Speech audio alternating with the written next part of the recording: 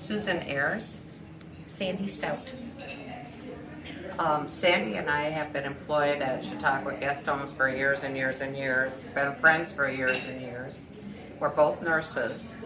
I was at this building. Sandy was at another building during 9/11. We both saw it independently. I was actually at home getting ready for work, and my husband yelled out because he saw the first plane hit the first tower.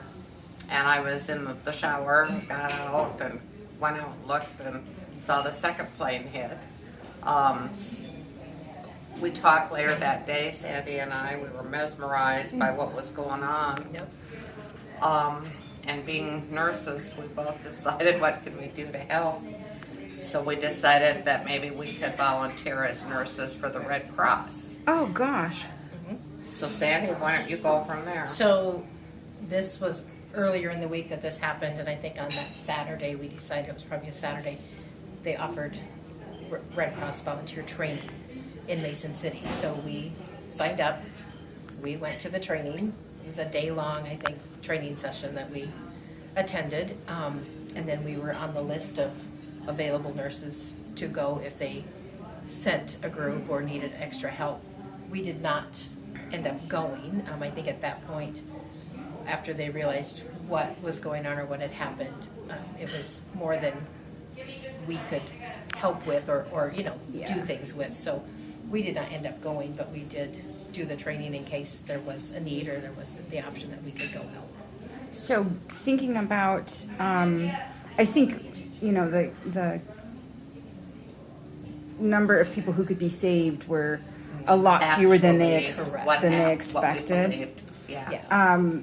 But heading over there, I mean, you guys are been nurses for some time, but have you ever dealt with that sort of traumatic scene? Like, how were you going to prepare yourself? I guess what gave you the nerve to go do it, really? Yeah, that was included in the training. How to prepare what you needed to do, and that was a requirement. And we just figured out after all of the newspaper articles, things like that, there weren't any injuries. People were just killed. Yeah. So there was not a need for. Do you feel like, looking back, do you feel like, let's cross our fingers nothing like that ever happens again, but do you feel like the training was helpful, something you could get on board with today or get other people on board with today?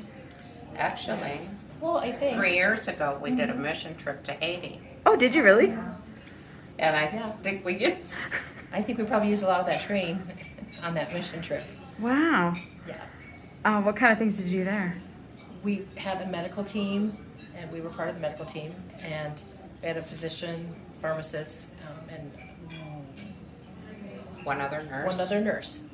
And then we had another group that was more construction, physical labor type part of the team, and they worked at the orphanage, and we did medical missions. Oh, God. Clinics. We saw about 1,000 people in our week. Oh, wow. At the orphanage and out in the community. So even though you weren't able to help anyone on 9/11 or the aftermath of that, your training still stuck with you, and you still had the drive to continue to step out of your comfort zone and go. That's stepping out of it when you go to Haiti. Yes. Oh, yeah. That's for sure. That's a whole different environment. So looking back now, everyone was so overwhelmed with what had happened, and you guys were ready to just jump right into it. Do you think that was something you would have been able to deal with, once you got there? Oh, I think so. I think with the training and with, the The support fact that there were each two other. of us. Sure. Right. I guess if you're going with your friend, it Right. makes it a lot easier to have somebody to kind of lean on Absolutely. and hang on to. Bent So. with. Yeah. Yep. Okay, great.